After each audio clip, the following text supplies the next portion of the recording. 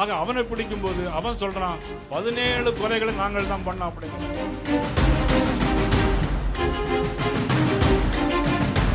உடனடியாக 3 பேரை சுட்டிருக்காங்க. காலில் 3 பேரை சுட்டிருக்காங்க. உண்மையான குற்றவாளியா இல்லையா என்பது தெரியாது. தொடர்ந்து கொலைகள் நடந்து கொண்டிருந்தது. ஆனால் பேருக்கு 2 பேரை பிடிச்சு கேஸ் போட்டாங்க. அது பிறகு முருகானந்தம் எல்லாரும் போய் ஆர்ப்பாட்டம் பண்ண பிறகு அதுக்கு பிறகு 4 பேரை பிடிச்சாங்க. ஏற்கனவே அக்யூஸ்ட் உள்ள இருக்கான்னு சொல்லி அந்த கேஸை முடிச்சாங்க. இன்னொரு கேஸுக்கு போகும்போது ஆக அவனை பிடிக்கும் போது அவன் சொல்றான் 17 கொலைகளை நாங்கள் தான் பண்ணோம் அப்படிங்கிறான். அப்போ ஜெயிலுக்குள்ள இருக்கிற குற்றவாளி உண்மையான குற்றவாளியா இல்லையா என்பதுதான் கேள்வி.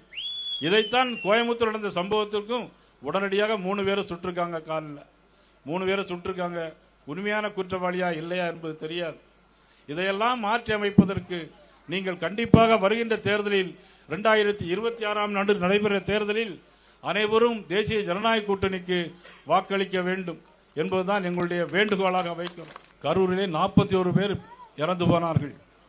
தமிழக வெற்றி கழகத்தினுடைய தலைவர் அங்கே வருகிறார். வண்டியிலே வரும்போது மைக்கை எடுத்துக்கொண்டு பாடுகிறார். பாட்டிலுக்கு 10 ரூபா, பாட்டிலுக்கு 10 ரூபான்னு பாடுறார். பாட்டிலுக்கு 10 ரூபான்னா என்னன்னு தெரியுங்களா உங்களுக்கு? பாட்டிலுக்கு 10 ரூபான்னா என்னது? பாட்டிலுக்கு 10 ரூபான்னு பாடும்போது செருப்ப கலத்து வீசுறாங்க. கரண்ட் ஆஃப் ஆகுது. போலீஸ் லத்தி சார்ஜ் பண்றாங்க. இப்படி போட்டா பொதுமக்கள் எப்படி அங்கே நிற்க முடியும்? தள்ளு முள்ளுல 41 பேர் இறந்து போறாங்க. 3 வயசு குழந்தை, 10 வயசு குழந்தை தன்னுடைய தாய் கண் முன்னாலே எல்லாரும் நசுக்கி அந்த குழந்தை சாகிறது. தன்னுடைய தாய் கண் முன்னாலே 3 வயது குழந்தையை கூட்டத்தில் நெரிசலில் மிதித்து கொல்லும் போது அவர்களுக்கு எவ்வளவு வைத்தறிச்சல் இருக்கும், எவ்வளவு வேதனை இருக்கும். இந்த பாவம் எல்லாம் யாரை பிடிக்கும்? 41 இறந்து போனார்கள். முதலமைச்சர் உடனடியாக சென்னையிலிருந்து இரவோடு வந்து எல்லாரையும் போஸ்ட்மார்ட்டம் பண்ணி அதிகாரிக்கு முன்னாடியே அனுப்புகிறார். ஏன் இந்த அவசரம்? எதற்கு இந்த அவசரம்? தேவையில்லை.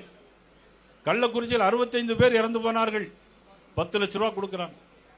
விவசாயிகள் கரண்டில் அடிபட்டு செத்து போனா 3 லட்சம் கொடுக்கிறாங்க. ஆனா சாராயம் குடிச்சிட்டு செத்தா 10 லட்சம் ரூபாய் கொடுக்கிறாங்க. என்ன ஆட்சின்னு தெரியல. அந்த ஆட்சி இப்படிப்பட்ட ஒரு மோசமான ஆட்சி தான் நடைபெற்று இருக்கு. மகளிர் உரிமை தொகை 1000 ரூபாய் கொடுப்போம்னு சொன்னாங்க. ஆட்சிக்கு வந்து 2 வருஷமா கொடுக்கல.